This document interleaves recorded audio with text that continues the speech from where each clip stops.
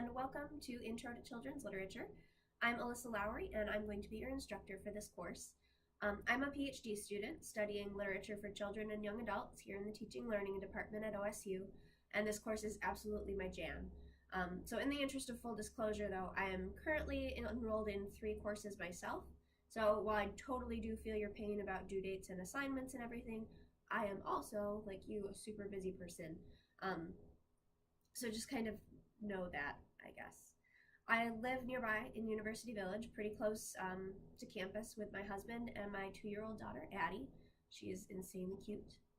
I am from the Buffalo Niagara Falls area, and I was an early childhood teacher before moving to Columbus to start my PhD. In my spare time, I love camping and the outdoors in general, and I'm also learning Norwegian because I hope to complete my dissertation research over there looking at Disney's Frozen and the ways that the Disney Corporation crosses and influences cultural borders. But that's enough about me. What I really want to accomplish today is to walk you through both the syllabus and the general layout of the course website. Sometimes students don't watch all the way through this first video, and it's always very obvious when that's you. So please don't be that person who only watches 5 minutes and then complains in 2 weeks when they can't find something or they don't know how I grade. There really aren't any other readings this week, so just do yourself a favor, stick it out. This will all go much more smoothly for you if you start off on the right foot. You probably accessed this through the course homepage. That page will change on a weekly basis because I update it to reflect the weekly assignments. I try to lay everything out as clearly as possible on the homepage, so that will include whatever introductory material I think you need to the topic, a list of all the readings and assignments due for that week with links where appropriate, and a look ahead at what's due in the coming week. Please read it thoroughly. I can't tell you how many times students have missed out on key things because they only skim the homepage. Now, like I said, I do change the homepage regularly, but that doesn't mean that you lose all access to previous homepages. Just click Pages on the left-hand side, and you can see all the old home pages as long as you go up to the top and click View All Pages. Another place you'll want to know about is the Files section. That's where all the files I upload for the course live, including the syllabus, which is what I will go through next. Okay, so this is a survey course where we'll be analyzing, interpreting, and critiquing children's literature. There is a huge focus on critical thinking. We pay close attention to the ways that societal values are communicated through children's books and how constructions of childhood, race, gender, sexuality, and class are represented there. All the required texts are listed above Little Hedwig there. The textbook is Kiefer N. Tyson's Charlotte Huck's Guide to Children's Literature. It's been around for a really long time, so there should be plenty of used copies available. Your first assigned reading from that chapter is due in the 4th week of the course, so you have plenty of time to get the book before you need it for class. All the other books on the list should be readily available at any local library, so if you don't want to buy them, you shouldn't have trouble gaining access. There's also a couple films on the list. Disney's Cinderella is due early-ish in the semester, and I'm willing to have a viewing party on campus for those of you who are local.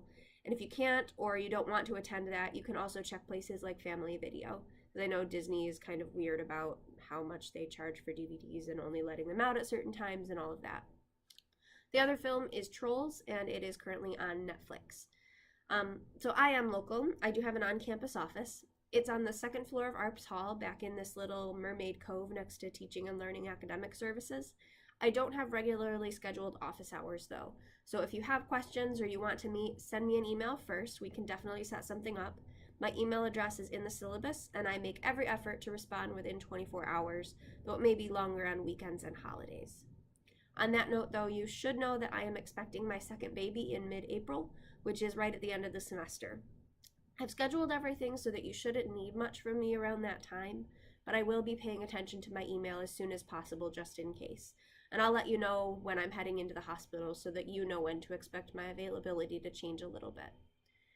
Okay, so about the class itself, there are 3 major types of assignments. First are weekly journal entries. There's 12 of these, and they are half of your grade for the course. Whenever they're assigned, I'm expecting 1.5 to 2-page responses to the readings for the week. They're graded out of 5 points, and to get full credit, you have to answer all of the questions in the prompt, refer to all of the assigned readings, demonstrate that you've read and thought about the material carefully, and write clearly. There is a whole rubric on the syllabus, and when I provide feedback on your work, I will try to give some detail about why I've graded your work the way that I have. The second assignment category is writing assignments. So you'll submit 5 writing assignments total, and they are all also scored out of 5 points. And those 5 assignments are worth 25% of your grade. Now the first one is due this week on Friday, and it's totally autobiographical, should be pretty easy. In 2 to 3 pages, I'm just asking you to talk a little about your personal experiences with children's literature. So I've listed several questions you can use as a guideline on the syllabus. And for all your writing, please make sure you're using Times New Roman 12-point font with 1-inch margins so that the page length can be standardized while I'm grading. The second writing assignment is a 2 to 3 page analysis of Neil Gaiman's Coraline. There's more details on the syllabus, and I'll post further instructions when it's appropriate. And the same goes for the defense of a challenged book and the 2 analyses of books of your choice. Now the last writing assignment, the analysis of 2 books of your choice, it does have something to do with the final assignment category, which is your final project. Basically, you're going to be creating a portfolio using portfoliogen.com. It will include your analyses of 4 books, 2 of which can be revisions of that 2 analyses from the writing assignments category. The other 2 will be books from your choice outside of class. The major stipulation is that you need to be analyzing them from a common standpoint, so you'll have a theme proposal due first. And that's just going to be a 1 or 2 pages about the overarching theme you want to look at in your portfolio. It's a pretty broad thing. You could decide to look at all historical fiction about Black Americans, you could decide to look at all Newbery Award winners, you could decide to read 4 books through a feminist lens, you could look at the use of Spanish language in children's books. There's literally millions of ways you could approach this, so get creative. Pick something that's really interesting and important to you. You'll have the 2 analyses due for your writing assignments, and then the other 2 are due at the time that you turn in your portfolio. And that portfolio will include a home page explaining how everything ties together, 1 page for each of your analyses, 1 page with a list of at least 5 additional related books, and 1 page describing some of the common themes before the 4 books, and the potential implications of reading them in that way. We're going to go over all of this in greater depth later in the term. So the next thing on the syllabus is the course schedule, which I won't walk you through here. You can feel free to skim through it now or keep an eye on it as the weeks pass. Basically, it's divided into 6 sections: getting acquainted, understanding why and how we study children's literature, fairy tales and fantasy, leaning into controversy, playing with form, and wrapping up. In terms of course policies, the major things we need to discuss are late work and expectations for written work. If you're going to turn in your work late, you need to get in touch with me before it is due with a documented reason for turning it in late. Then we can make arrangements for an alternate due date. I can't do that for you though if you get in touch with me after a due date. Because attendance and participation are all the same thing in an online course, anything turned in late without advanced discussion will receive a grade of 0. And I'm sorry to be so particular about it, but it can get really complicated to manage partial credit for 60 students in 2 sections of an online course. The other thing we need to talk about is writing. It's always a weird area because this isn't a writing class. However, you all presumably have had some writing instruction, and I expect that your writing will demonstrate that you have some competency in writing academic papers. That said, I really don't want to read 60 people's best impressions of dead white literary critics.